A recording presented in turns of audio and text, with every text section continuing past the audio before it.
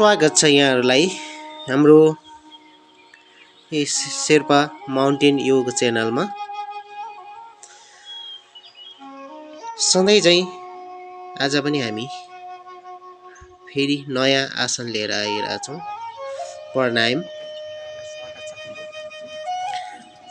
प्राणायाम कसरी गर्ने र प्राणायामबाट हामीलाई के फाइदा हुन्छ, प्राणायाम गर्दा हामीले के ध्यान दिनुपर्छ, यो सबै भन्न गइरहेछौँ।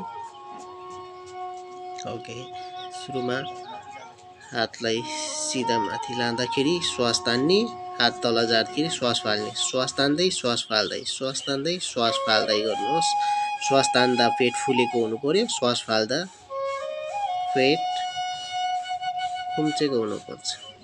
श्वास तान्दै फाल्दै, तान्दै फाल्दै, तान्दै फाल्दै गर्नुहोस्। प्राणायाम हावा बिना कुनै पनि प्राणी र वनस्पति बाँच्न सक्दैनन्। प्राण वा श्वास हाम्रो जीवनको शक्ति हो। खाना तथा पानी बिना हामी हप्ता दिनसम्म बाँच्न सक्छौँ, तर श्वास नफेरी 1 मिनेट पनि बाँच्न सक्दैनौँ। जन्मिने बित्तिकै पहिलो काम हामी श्वास फेर्ने नै गर्छौँ। जन्मेको दिनदेखि अन्तिम प्राण रहन्जेलसम्म नै श्वास लिन्छौँ। श्वास लिने र फाल्ने अचेतन प्रक्रिया हो। सही तरिकाले श्वास लिने र फाल्ने बारेमा हामी सचेत छैनौँ। प्राणायाम श्वासको गतिलाई प्राकृतिक लयमा सचेत तरिकाले लिने प्रक्रिया हो। यसद्वारा हामीले आफ्नो श्वासलाई थप नियन्त्रण गर्न सक्छौँ। तपाईहरूले पनि यस भिडियोमा देखाए जस्तै गरी प्राणायाम गर्नुहोला। श्वास तान्दै फाल्दै, तान्दै फाल्दै, तान्दै फाल्दै। श्वास तान्दा पेट फुलेको हुनु पर्यो, श्वास फाल्दा पेट खुम्चेको हुनु पर्यो। श्वास तान्दै फाल्दै, तान्दै फाल्दै, तान्दै फाल्दै।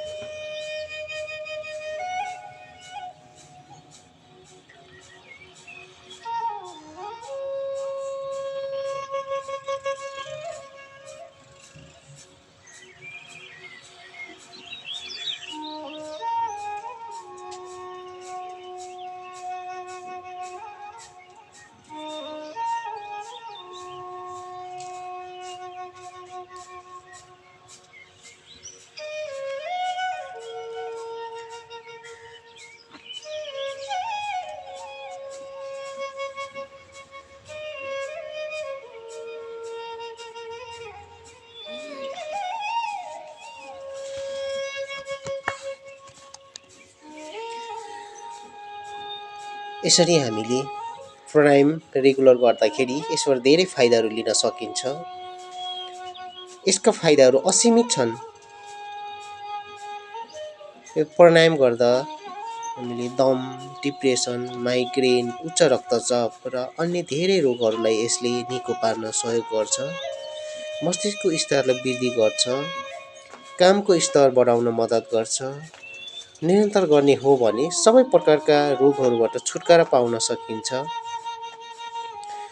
हालको अध्ययनले नाडी शोधन र अनुलोम विलोम विद्यार्थीका लागि फाइदाजनक भएको बताएको छ।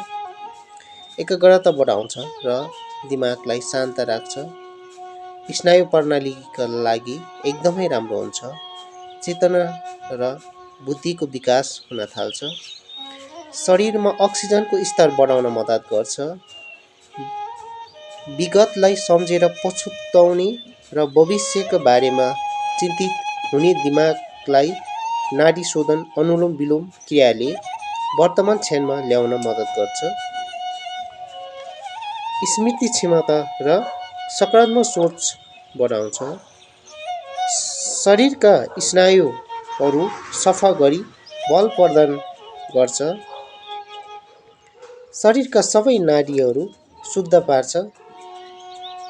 शरीरलाई पूर्ण रूपले डिटक्स गर्छ, जसले छालालाई पनि फाइदा पुर्याउँछ।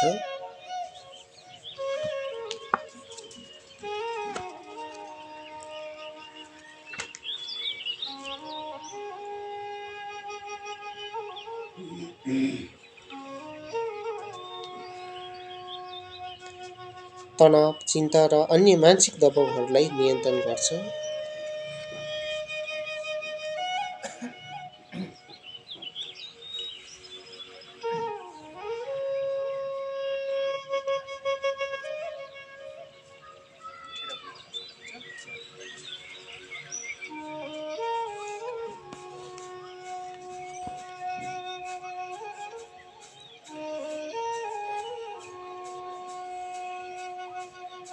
यसले श्वास तान्दा पेट फुल्छ र फाल्दा पेट भित्र जान्छ। यस क्रियाले कलेजो र अरू धेरै मांसपेशीहरूमा फाइदा गर्छ।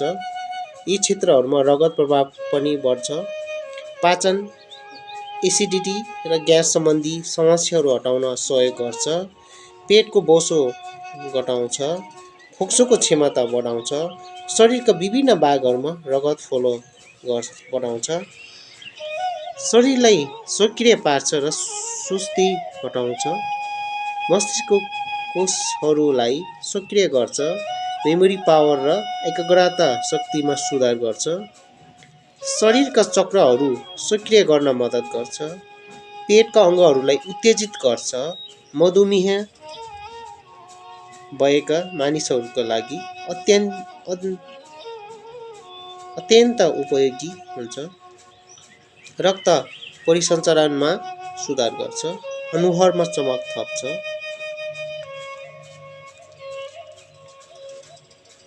हजुरहरूले पनि यो प्राणायाम रेगुलर गर्नुहोला। कम्तीमा 10 देखि 15 मिनेट, यहाँ हामी 15 मिनेट गर्छौँ। हजुरहरूले यो भिडियोलाई हेरेर यसरी नै गर्नुहोला। तपाईहरूले यसबाट धेरैभन्दा धेरै लाभ लिन सक्नुहुन्छ। हामीले अरू आसनहरूको बारेमा, अरू योगासनहरूको बारेमा पनि हामीले अगाडि भिडियोहरूमा राखेका छौँ। हजुरहरूले त्यस भिडियोलाई पनि हेरेर भरपुर लाभ लिन सक्नुहुन्छ।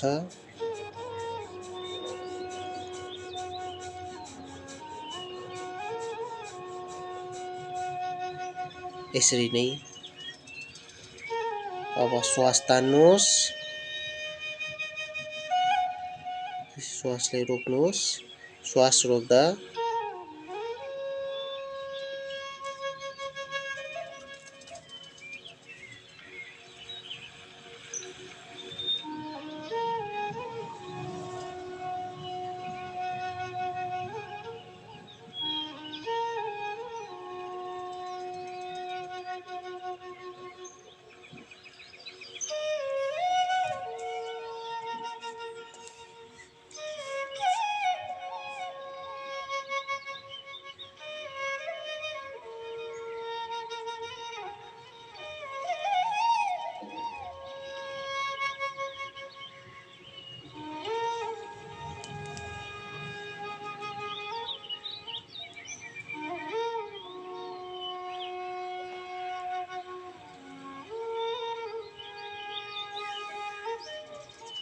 शरीरले पुरै रिल्याक्स गर्नुहोस्। पुरै रिल्याक्स। ध्यान या त म्युजिकमा या त श्वासमा दिनुहोस्।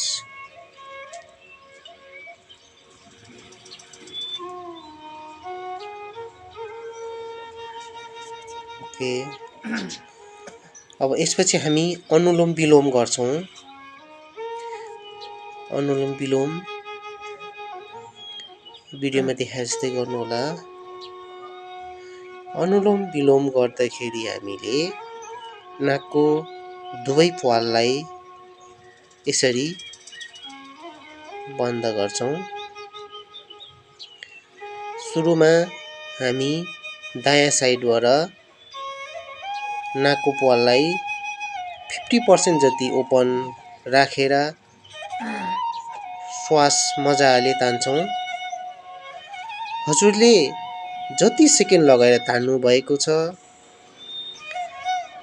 त्यति सेकेन्ड रोक्नुहोस् र त्यसको डबल समय लगाएर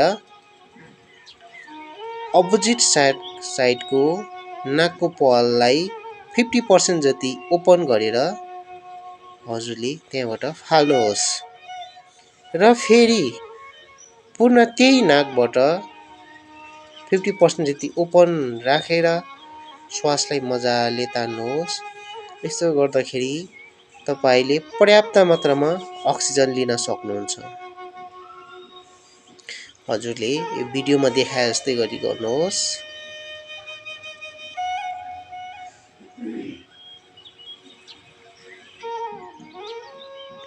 श्वासले मजाले तान्नुहोस्। जति सेकेन्ड लगाएर तान्नु भएको छ त्यति सेकेन्ड रोक्नुहोस्। त्यसको डबल समय लगाएर अपोजिट साइडबाट फाल्नुहोस्। फेरि त्यही अपोजिट साइडबाट तान्नुहोस्। फेरि अर्को साइडबाट फाल्नुहोस्।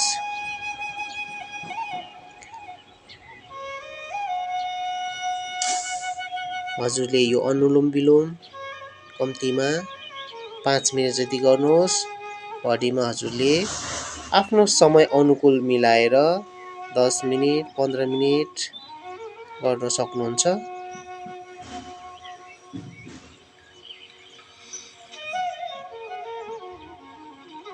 हजुरहरूले प्राय यो प्राणायामहरू गर्दाखेरि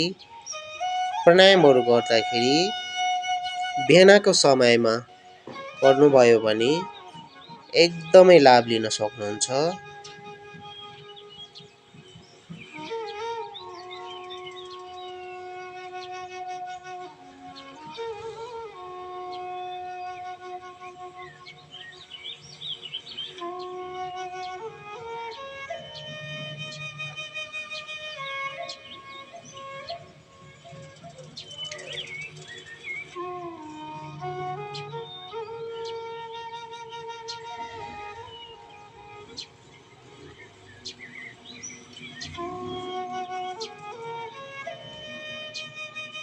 ढाडलाई बिल्कुल सिधा राख्नुहोस्।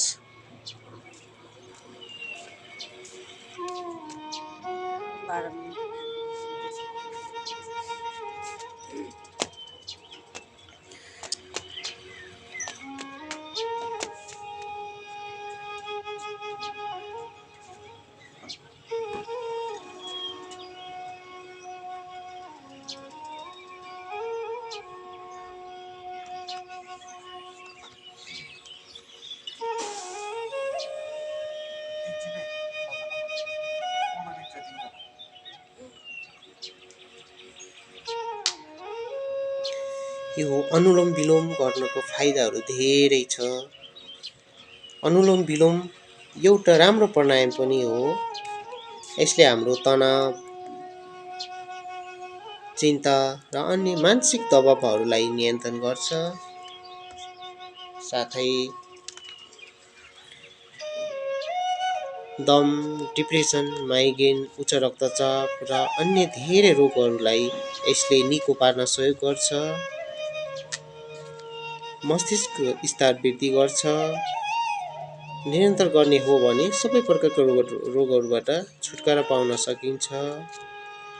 हालको अध्ययनले नाडी शोधन र अनुलोम विलोम विद्यार्थीका लागि फाइदाजनक भएको बताइएको छ। एकाग्रता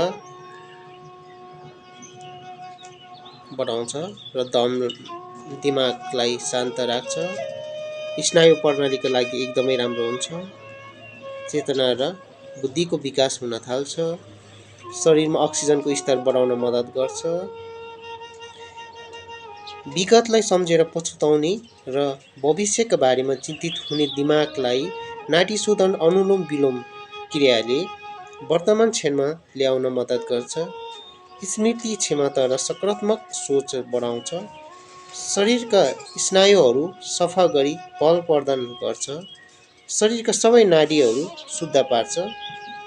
शरीरलाई पूर्ण रूपले डिटक्स गर्छ, जसले छालालाई पनि फाइदा पुर्याउँछ। यो अनुलोम विलोम गर्दा तपाईहरुले धेरै फाइदाहरू लिन सकिन्छ। यसलाई तपाईहरूले आफ्नो समय अनुकूल मिलाएर रेगुलर गर्नुहोला र हजुरहरूले भरपुर लाभ उठाउनुहोला।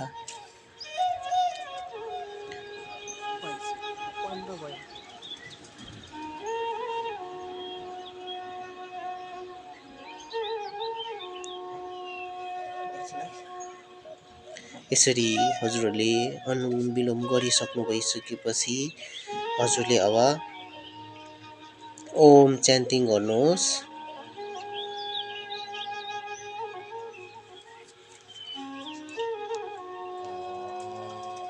ओम च्यान्टिङ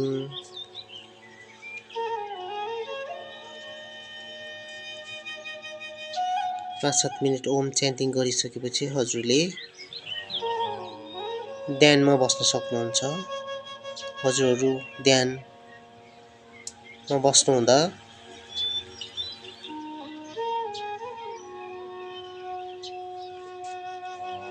आफ्नो ध्यानलाई यता श्वासमा राख्नुहोस् या त म्युजिकमा ध्यान दिनुहोला। ढाडलाई बिल्कुल सिधा, आँखा बन्द।